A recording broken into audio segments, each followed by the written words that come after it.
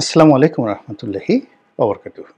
সম্মানিত দর্শক, অতি সম্প্রতি বাংলাদেশে একটি কাকতালীয় ঘটনা ঘটেছে। সেটি হলো জানুয়ারি মাসের ২০ তারিখ। এই তারিখটিতে পৃথিবীর এক প্রান্তে পৃথিবীর সবচেয়ে ক্ষমতাধর যে রাষ্ট্রপ্রধান বা রাজনৈতিক ব্যক্তিত্ব, তিনি রাষ্ট্র ক্ষমতায় অধিষ্ঠিত হয়েছেন। আর অন্য প্রান্তে পৃথিবীর দরিদ্রতম রাষ্ট্রগুলোর মধ্যে অন্যতম সে রাষ্ট্রের একজন অন্তর্বর্তীকালীন সরকারের প্রধান, তিনি বাংলাদেশ ছেড়ে একটি আন্তর্জাতিক সম্মেলন, সুইজারল্যান্ড, পৃথিবীর এটাকে গ্লোবাল ইকোনমিক ফোরাম বলা হয়। তো সেই ফোরামে অংশগ্রহণ করার জন্য তিনি ২০ তারিখই বাংলাদেশ থেকে সুইজারল্যান্ডের উদ্দেশ্যে রওনা করেছেন। তো এটা কাকতালীয়। একদিকে ডোনাল্ড ট্রাম্পের ক্ষমতা গ্রহণ, অন্যদিকে ডক্টর মোহাম্মদ ইউনূসের দেশ ত্যাগ। এই ঘটনা কি করে একসাথে ঘটল, আর এটা নিয়ে কেনই বা আলোচনার প্রয়োজন পড়ল? আমাদের দেশে অনেকগুলো প্রবাদ রয়েছে। সেটি হলো, যা কিছু বটে তা কিছু রটে, বা কিছু না কিছু বটে, কিছু না কিছু রটে। এক। ২ নম্বর হলো যে, মানুষের মুখে জয়, মানুষের মুখে ক্ষয়। মানুষ যা করতে চায় নিজের অজান্তে তার মুখ দিয়ে সে কথা বের হয়ে আসবেই। পৃথিবীর কোনো মানুষ এই মানবিক দুর্বলতা থেকে নিজেকে আড়াল করে রাখতে পারে না, হোক সে আবদুল্লাহ ইবনে উবাইয়ের মতো সেই মহাকালের সবচেয়ে বড় মোনাফেক, কিংবা ধরুন রবীন্দ্রনাথ, লিও টলস্টয়, উইলিয়াম শেক্সপিয়ারের মতো মহাজ্ঞানী। কোনো মানুষই তার অন্তর্নিহিত যে চিন্তা, চেতনা, কর্ম, এর থেকে নিজেকে বিরত রাখতে পারে না। যে কোনো সময় তার মুখ দিয়ে কিছু কথা বের হয়ে যাবে।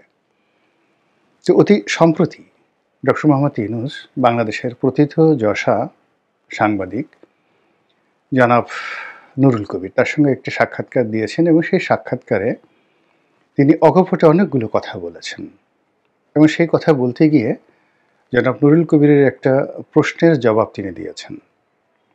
সেখানে জনাব নুরুল কবির প্রশ্ন করেছিলেন যে, আপনার যারা বন্ধু, যাদের অনুরোধে আপনি বিগত ১-১১ সময় একটি রাজনৈতিক দল গঠন করেছিলেন, তারপর সেই বন্ধুদেরকে ফেলে তিনি, অর্থাৎ আপনি, চলে গিয়েছিলেন, এবং তাদের সাথে কোনো পরামর্শ না করেই আপনি সমস্ত যে উদ্যোগ এটি বন্ধ করেছিলেন।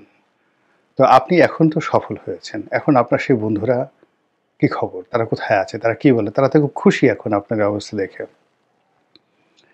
তো তিনি বললেন যে, মোটেও খুশি নয়, তারা বরং আমাকে ত্যাগ করেছে, তারা কেউ আমার কাছে আসে না। তো কারণ হিসেবে তিনি বলার চেষ্টা করলেন যে, এবারও তুমি হয়তো আগের মতোই চলে যাবে। এরকম একটা ধারণা তারা হয়তো মনে করে যে আমি আগের মতোই চলে যাব। তো এই কথাটিকে ডক্টর মোহাম্মদ ইউনূসের এখানে রাখুন। অর্থাৎ তিনি বিগত ১-১১ সময় হঠাৎ করে কোনো রকম বিচার বিশ্লেষণ না করে যেভাবে পিছুটান দিয়েছিলেন, যেভাবে রাজনীতি থেকে নিজেকে দূরে রেখেছিলেন, এবারও তিনি সেই কাজটি করতে পারেন বলে তার যারা ঘনিষ্ঠজন, আপনজন এই বিশ্বাস করে। এটি গেল এক। দ্বিতীয় যে বিষয়টি, সেটি হলো আমাদের দেশের জনগণের মধ্যে অনেকেই বলাবলি করছেন যে উনি যে কোনো সময় ফুরুত করতে পারেন, যে কোনো সময় উড়াল দিতে পারেন, যে কোনো সময় চলে যেতে পারেন। এরকম কথাবার্তা কিন্তু আমাদের দেশে অনেকে বলাবলির চেষ্টা করছে। আর বর্তমান সরকারের যারা প্রতিপক্ষ বা যাদেরকে উচ্ছেদ করা হয়েছে ক্ষমতা থেকে, সবচেয়ে ক্ষতিগ্রস্ত এই মুহূর্তে রাজনৈতিক অঙ্গনে আওয়ামী লীগ। তারা অনেকটা এখন পরজীবীর মতো হয়ে গিয়েছেন। বাংলাদেশে রাজনীতি করবেন বা এদেশে তারা কোনো একটি গ্রহণযোগ্য পন্থায়, দৃশ্যমান পন্থায়, বৈধ পন্থায় গণতান্ত্রিক কোনো প্রক্রিয়া অবলম্বন করে রাজপথে নামবেন, আন্দোলন করবেন, সংগ্রাম করবেন, রাজনীতি করবেন, এর সব কিছুই আজকের এই দিনটিতে কাল্পনিক মনে হচ্ছে, অসম্ভব মনে হচ্ছে, অলৌকিক মনে হচ্ছে। অর্থাৎ আওয়ামী লীগের যে অফিসগুলো রয়েছে সেগুলোতে আজকের দিনে, আগামীকাল কিংবা আরও 15 দিন পর সেখানে বাতি জ্বলবে, এমনকি একটা মোমবাতি জ্বলবে, এটার কোনো যুক্তিযুক্ত কারণ নেই। এখনও বাংলাদেশে আওয়ামী লীগ করেন কোটি কোটি লোক রয়েছেন, তাদের প্রতিপক্ষ যারা রয়েছেন, কোনো অবস্থাতেই তারা যদি খালি হাতেও নামেন তাহলে তাদের সামনে দাঁড়ানোর মতো কোনো শক্তি নেই। কিন্তু মোরাল একটি জায়গাতে, নৈতিক যে জায়গা, সেই জায়গাটিতে তারা নিজেদেরকে এমনভাবে খুন করেছেন, নিজেদেরকে এমনভাবে হত্যা করেছেন, নিজেদের অস্তিত্বকে এমনভাবে নির্মূল করেছেন, সেই নির্মূলতা থেকে আবার নতুন করে পত্র পল্লবে গজিয়ে ওঠা তাদের পক্ষে সম্ভব নয়। রাষ্ট্র, আওয়ামী লীগ নাম, তাদের প্রতিপক্ষ বিএনপি, জামাত সকলে মিলেও যদি এই মুহূর্তে একেবারে স্বর্ণের পাতে লিখে দেয় যে ওবায়দুল কাদের সাহেব নিরাপদ, শেখ হাসিনা নিরাপদ, এবং আওয়ামী লীগের যে সকল নেতৃবৃন্দ বাংলাদেশ থেকে পালিয়ে গেছেন তাদের সবাইকে ফুলের মালা দিয়ে বরণ করে নেওয়া হবে এবং তারা আসবেন, তাদেরকে অভ্যর্থনা জানাবেন এয়ারপোর্টে আমাদের সমস্ত জাতীয় নেতৃবৃন্দ, এবং সেখানে পুলিশের আইজি সাহেব থাকবেন, সেনাবাহিনীর কর্মকর্তা থাকবেন। যেভাবে প্রধানমন্ত্রী থাকা অবস্থায় তিনি রাজকীয় অবস্থায় বিদেশ থেকে আসতেন, অমনি একটা আয়োজন করা হবে। এরকম একটা ঘোষণা যদি বাংলাদেশ থেকে দেওয়া হয় তাহলে বিদেশে যারা আছেন তারা প্রথমেই জ্ঞান হারাবেন। তারপরে তারা চিন্তা করবেন স্বপ্ন দেখছে কিনা। তারপর যদি তারা মনে করে যে না, স্বপ্ন না, বাস্তবে, এরপরে তারা অনেকটা ভয়ে, আতঙ্কে, ষড়যন্ত্র তত্ত্বে তারা রীতিমতো পাগল হয়ে যাবেন, আসবেন না। এটাই রূঢ় বাস্তবতা। তো সেই রূঢ় বাস্তবতারকে সামনে রেখে তাদের যে হম্বিতম্বি সুদূর প্রবাসী, এটা কিন্তু থেমে নেই। আজ আসবো, কাল আসবো, পরশু আসবো, ঢুকে পড়ব, এবং তাদের যারা মুখপাত্র এই মুহূর্তে দেশ বিদেশে বিভিন্ন জায়গাতে গলা ফাটাচ্ছেন, তাদের বক্তব্য হলো আসছি, এসে অমুকের চামড়া খুলে ফেলবো, অমুকের জুতো খুলে ফেলবো, অমুকের মাথা থেকে ঘাড় আলাদা করে ফেলবো, আমরা কি, তোমরা কি জানো, এই ইত্যাদি ইত্যাদি নানা রকম কথাবার্তা। তো তারা যে সকল কথাবার্তা বলেন, যেটি এই কিছুক্ষণ আগে যেটি বললাম যে তাদের রাজনীতিটা এখন অনেকটা পরগাছার মতো হয়ে গিয়েছে, অর্থাৎ নিজস্ব শক্তিমত্তা বলে তারা কোনো কিছু করবেন এই শক্তি বা সাহস তাদের নেই।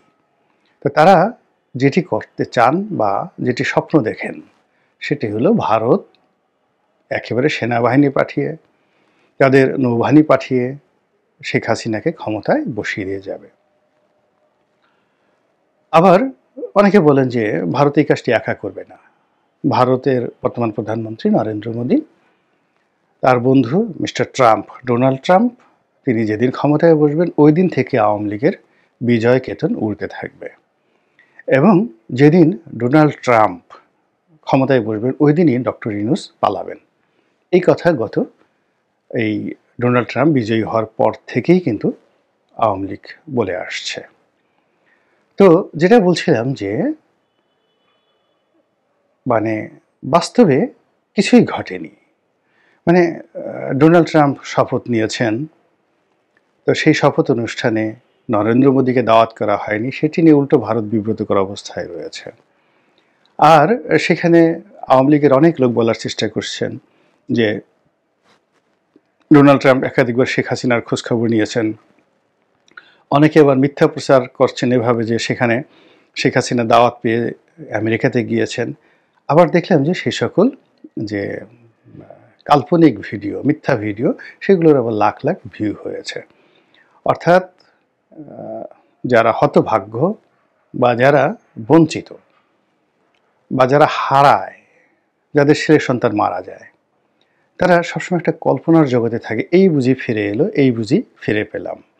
তো আওয়ামী লীগের একেবারে অবোধ যারা কর্মী সমর্থক রয়েছেন, তারা মনে করেন আপা আজ ফিরে আসবেন, নেত্রী আজ কাল ফিরে আসবেন, আবার সেই দামামা বাজবে, আবার সে সানাই নহবত বাজবে, আবার সেই পিঠা পায়েসের উৎসব হবে, আবার সেই শহরে বন্দরে নগরে জয় বাংলার স্লোগানে মুখরিত হবে। তো এই স্বপ্নকে বাস্তবায়ন করার জন্য তারা যত রকম গল্প কবিতা আছে, সাহিত্য আছে, চলচ্চিত্র আছে, যে যার মতো করে তারা বানিয়ে ফেলেন। কেউ টিকটক বানান, কেউ গান বানান, কেউ গল্প বানান, কেউ কাহিনী বানান। তো এরকম একটা কাহিনী হলো যে ২০ তারিখে ডোনাল্ড ট্রাম্পের যেই দিন অভিষেক হবে সেই দিনই ডক্টর মোহাম্মদ ইউনূসকে পালাতে হবে। এবং কাকতালীয়ভাবে এই যে একটা অপপ্রচার, এটা একেবারে ২০ তারিখে কাপে কাপে মিলে গিয়েছে। উনি যদি এই অনুষ্ঠানে না যেতেন কি হতো? তেমন কিছুই হতো না। আবার উনি গিয়েছেন, তাতেও তেমন কিছু হবে না।